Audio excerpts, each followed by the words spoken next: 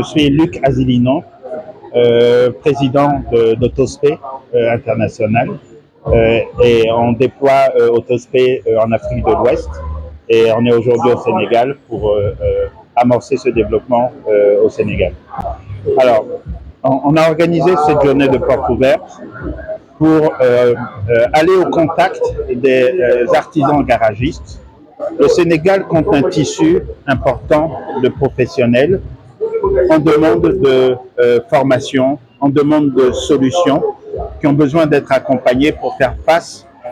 aux nouveaux types de véhicules et monter en puissance dans leur activité. Notre but avec Autospé, c'est apporter tout cet accompagnement en installant des enseignes, en installant donc des réseaux de réparation et en apportant toutes les formations, tous les outils,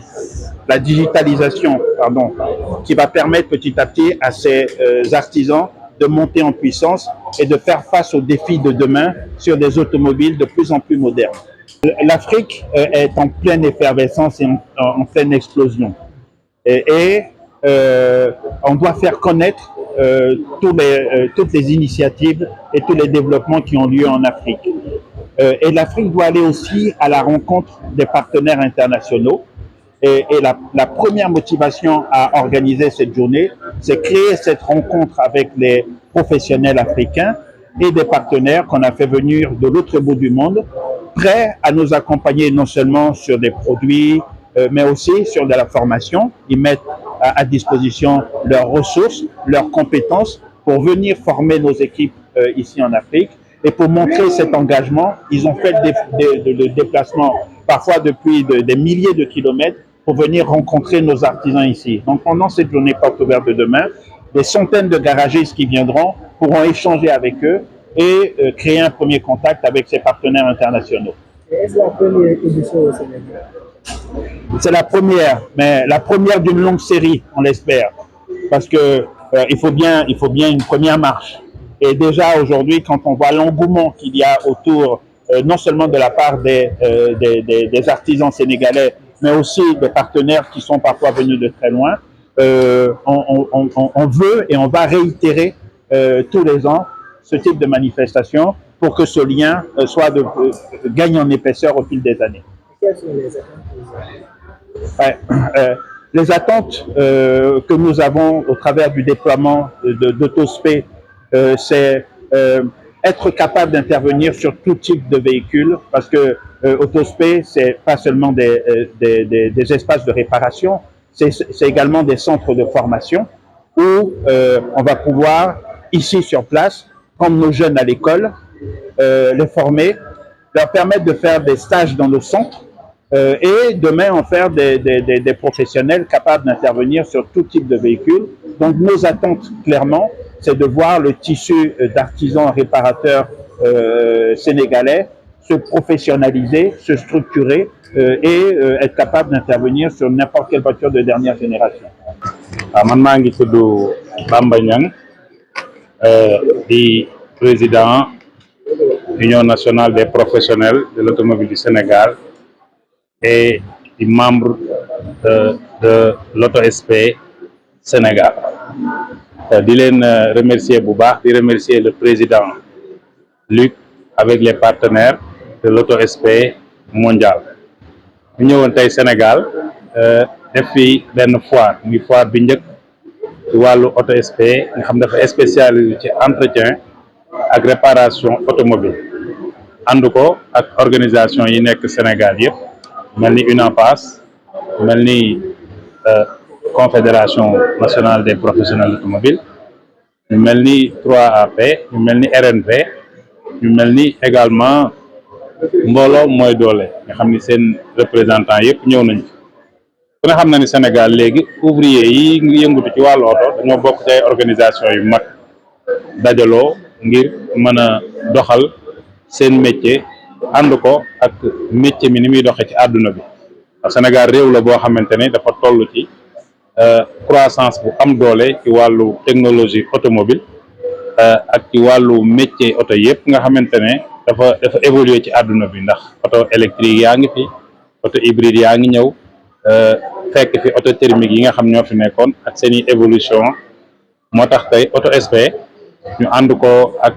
vraiment seeni partenaires yëpp ñëw Dakar defal ñu fi benn exposition. Auto SP nag dañuy yëngu ci wàllu formation d'abord Sénégal soxla na jeunes yi fii la yëngutu ci wàllu oto ñu former leen formation boo xamante ne day nekk métier yoo xamante ne ñoom ñëpp dañ koy mën a adapté pour mën a dimbali état bi l'emploi des jeunes ndax garage yi ku ne xam na ni mën na jël lu bari ci ay jeunes ñoo xamante ni xëy na bu ñu leen bàyyi woon du ñu am formation te oto bari na am na plus de 16 corps de métier yu ne ci biir oto donc ñoom dañoo ñëw en appui ci loolu mais wanaale ñu ne tamit ne oto tamit dafay ànd ak entretien oto dafay ànd ak ay pièces yu baax ay pièces d'origine yoo xamante ne boo koy monté sa xel dina daal ci wàllu amortisseur ndax ku ne xam na amortisseur rôle bi muy joué ci wàllu filtration mi méca filtre ñëw na fi ak wàllu équipement surtout ndax atelier bu ñu bëggee mu moderne il faut ñu boole ko ay équipement yu demee ne ay pont élévateur yu demee ni ay récupérateur d'huile pour l'environnement yu demee ni ay équipement yu accessoires yu bees yoo xamante ne dina tax atelier yi non seulement mu yombal seen liggéey mais mu méngoo ak oto yi nga xamante ne tey ñoo ngi fiy daw loolu moo waral tey première édition bi ñu ñëw def ko fii ci Dakar ànd koog vraiment mécaniciens yi ànd koog tous les professionnels de l'automobile ma profité ci nag di lancer appel ni suba la doon journée porte ouverte bëgg naa Sénégalais yi ñëpp ñëw ouvrier yi ñëw vraiment ñi yor automobiliste tamit ñëw xool pour mën a comprendre parce que oto ñaar ñoo ko séq ki koy dépanner ak ki koy dawal donc war nañ ñëw ñoon tamit jàng fi li leen Auto SP indil Sénégal pour ñu xam naka la ñuy entretenir seen oto mécaniciens yi tamit ñëw profité ci xam-xam bi ak équipement yu bees yi ak produit de qualité yi nga xam indi nañ ko fi pour que ñoom bu ñuy liggéey tamit ñu liggéey ak ñooñu loolu moo waral foire bi tey vraiment di sant bu baax waaw liñ ci xaar mooy am ci succès bi ci njëkk mooy formation bi nga xamante ni ñoom proposé nañu ko bi ci topp mooy changer xar kanum garage yi nga xam na ni garage yi fii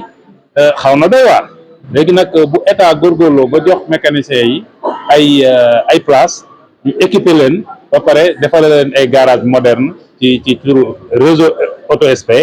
ñëw law Sénégal comme ni mu lawee bitim réew parce que ku dem ci ñoom réew yi ñu nekk mel ni France wala Afrique mën naa ci joxe Bénin nga gis ni garage yi foofu macha allah moderne la te Auto SP moo ko liggéey kon nag ñoo xam ni sénégalais yi nañu ubbi seen loxo yaatal ko xam ne Auto SP gane si na leen pour ñëw vraiment améliorer condition de travail yi nga xamante ni moom la ouvrier yi di liggéey. waa tey lañ ko ubbi nag tey suba lay jeex donc foire bi ñaari fan la tey la ouverture bi samedi tey la 20 suba incha allah ba 21 ñu ngi fii ba 18h donc képp koo xamante ne vraiment yëf yi intéressé nga ñëw fii ci foire bi boo ñëwee di nga gis exposants yi exposants yi sax boole nañ ci un démembrement de l'État muy chambre de métier gis nga seen stand ñu ngi fee da ngay ñëw ñu enregistré la en tant que professionnel wutal la aussi carte chambre de métier defal lay orientation am na tamit ay financiers yu fi nekk ñoo xam pare nañ tey pour bu ñu paree foire bi ñoom ñu mën a assurer financement bi nga xam moo ci war entre ateliers yi ak équipementiers yi pour que yombalal leen accessibilité bi pour que ñëpp mën a nekk ci jàmm donc ñu ngi lancé appel ci mécaniciens yëpp professionnels automobile yëpp mais également muy automobilistes yi yëpp ñëw ñoom tamit suba vraiment ñu ñëw journée bi visiter échanger ay contacts waxtaan et puis ba année prochaine incha allah.